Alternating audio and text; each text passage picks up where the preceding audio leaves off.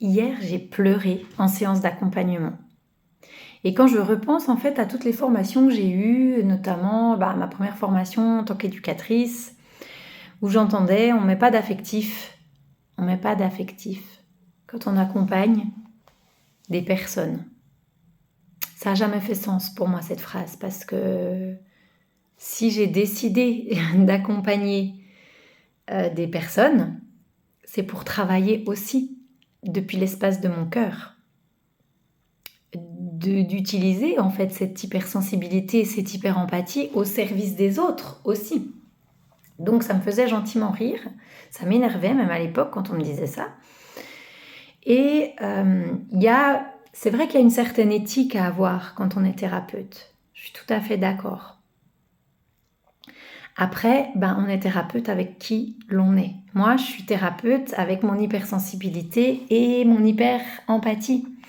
Et hier, j'ai accompagné une femme et pendant cet accompagnement, à la fin, j'ai été touchée. J'étais touchée par son partage. Ça fait 1 an que je l'accompagne. J'étais touchée de voir sa transformation, de voir à quel point aujourd'hui elle est rayonnante, elle est épanouie dans sa vie et qu'elle arrive à manifester ses désirs. Elle a dépassé plein de blocages, elle a vraiment découvert profondément qui elle était, elle s'est réappropriée toutes ses parts. Et ça m'a profondément émue. Et comme je suis un être humain, j'ai laissé cette émotion me traverser. Et je lui ai dit, alors j'ai pas pleuré à chaudes larmes, mais j'avais les yeux mouillés et j'ai eu une petite larme qui a coulé. Et je lui ai dit, tu vois, j'ai les yeux humides et je suis émue, je suis touchée de, encore une fois, d'être témoin de ton chemin, de ta transformation, de ton authenticité, de ta confiance aussi, de me livrer des choses très intimes pendant ces accompagnements. Et voilà, en plus j'étais dans ma phase prémenstruelle, donc une sensibilité accrue. Et j'avais envie de témoigner de ça parce que c'est ok en fait. Je me rappelle aussi d'une fois, quand j'étais éducatrice, ma première expérience en tant qu'éducatrice, j'accompagnais des adolescents qui ont des troubles du comportement, mais qui ont surtout une vie émotionnelle très intense et qui ne savaient pas faire grand-chose de ces émotions. C'était souvent de la colère, de la tristesse. Ils étaient souvent mal compris par les personnes de leur famille ou pas reconnus. Et je me rappelle très bien d'un entretien que j'ai fait en fait avec un jeune qui avait 14 ans à l'époque et son père. Et ils se sont livrés, ils m'ont partagé des éléments de leur famille et j'ai vu en fait leur souffrance, j'ai vu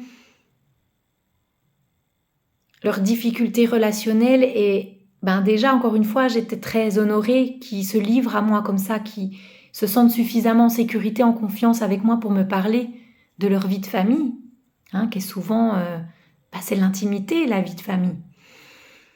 Et j'avais eu les yeux mouillés, j'avais eu les larmes qui avaient monté et j'avais honte à l'époque. J'avais honte parce que dans ma formation d'éducatrice, on m'avait dit non, en fait quand on est éducateur, on ne travaille pas avec l'affectif. En gros, tu arrives au boulot en tant qu'éduc, t'enfiles ta blouse et t'as plus d'émotion. Non, moi je peux pas faire ça. Et c'est beau en fait de pouvoir accompagner avec ses propres émotions parce que ça permet aussi de montrer à l'autre que ouais, c'est ok d'avoir des émotions. Moi, le travail que je fais en accompagnement thérapeutique, en partie, c'est de permettre aux personnes de se réconcilier avec leurs émotions et de les aimer.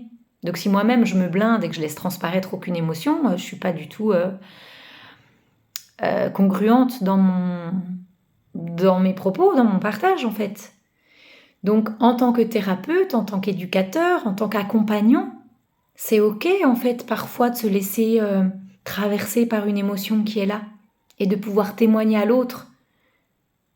Je suis touchée parce que tu me partages. Je suis émue parce que tu me partages. Je ressens ta tristesse.